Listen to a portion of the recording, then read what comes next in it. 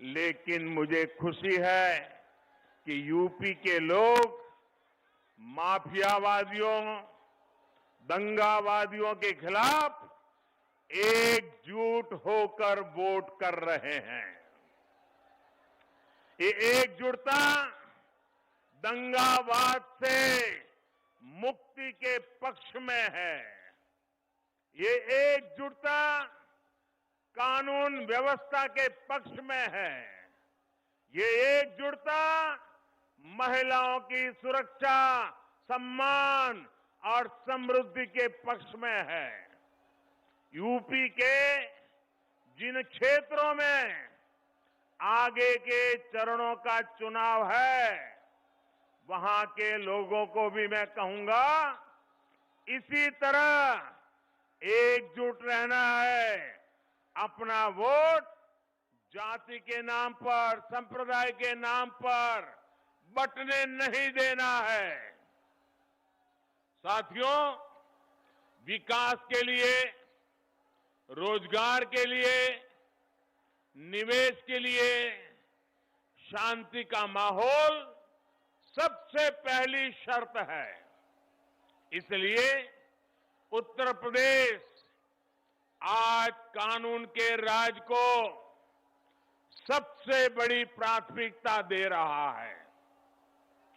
UP का सामान्य से सामान्य मतदाता भी समझ रहा है कि दंगाइयों और गुंडे बदमाशों के इलाज की दवा सिर्फ और सिर्फ भाजपा के सरकार के ही पास है।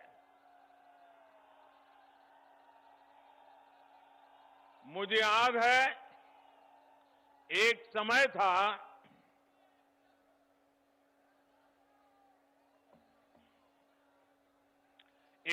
था जब गुजरात में भी ऐसी ही स्थिति थी। कांग्रेस के बरसों के शासन ने वहां ऐसी स्थितियां बना दी थी कि न व्यापार कारोबार फलता फूलता था, न लोग सुरक्षित महसूस करते थे, और हर साल अनेक दंगे होते थे। हर बार खबरें आती थी, वहां दंगा हो गया, वहां दंगा हो गया।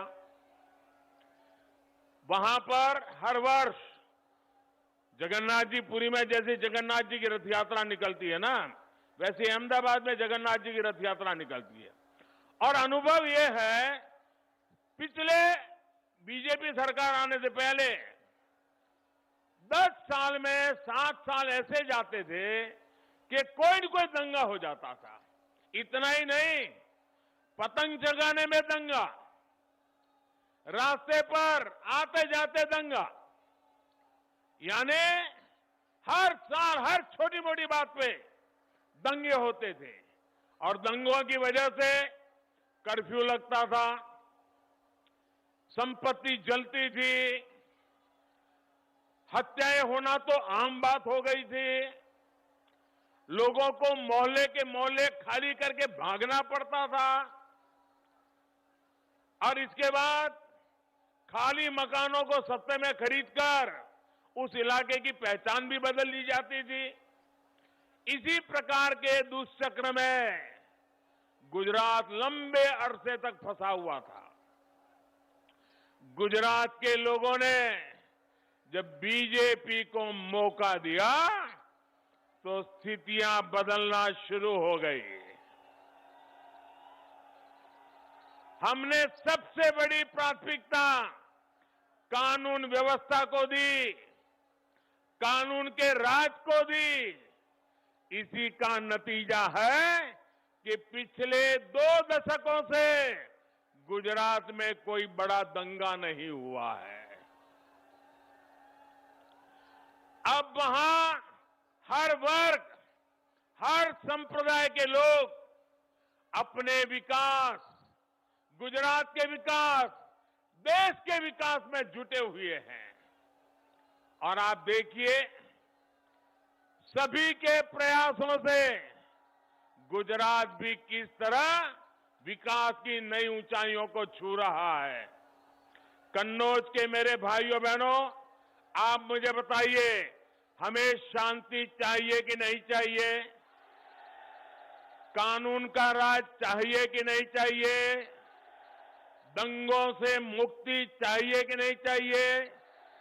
गुंडागिर्दी बंद होनी चाहिए कि नहीं होनी चाहिए?